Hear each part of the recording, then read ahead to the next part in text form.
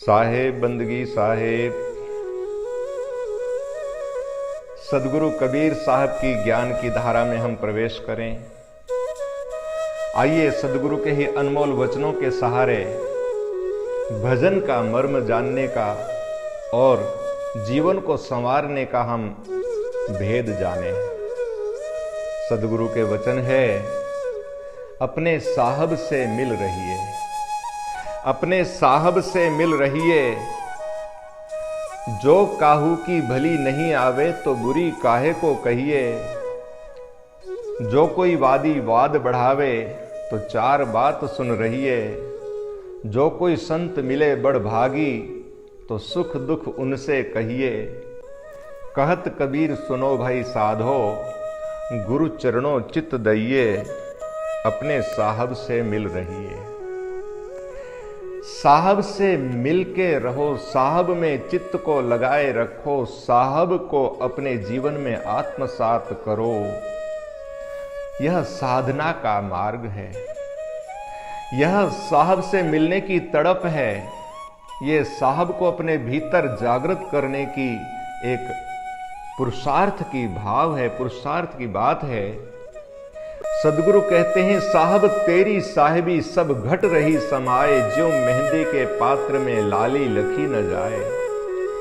मेहंदी के पत्ते की लाली की तरह हमारे भीतर हृदय में बैठे हुए साहब को हम नहीं देख पा रहे हैं, उसे ही हमें उजागर करना है।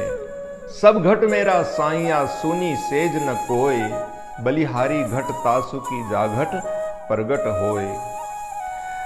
यह शरीर तो अनमोल है, एक अवसर है साहब से मिलने का, लेकिन इस शरीर की क्षणभंगुरता हमें याद होना चाहिए, यह नश्वर है। अगर साहब प्रकट हुआ तो हुआ, नहीं तो यह मिट्टी की काया मिट्टी में मिल जाएगी। इसीलिए अपने साहब के लिए हम लौ लगाएं, अपने साहब से मिल रहिए।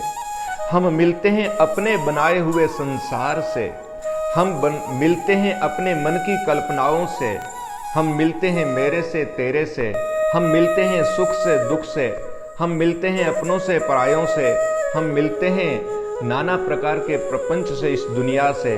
वह दुनिया जो हमारे मन में बैठी हुई है, हम उस दुनिया में प्रवेश नहीं करते जो साहब ने बनाई है। जो साहब का संसार है वह अखंड है, वह एक है, वह पूर्ण है और उसी में हम हैं।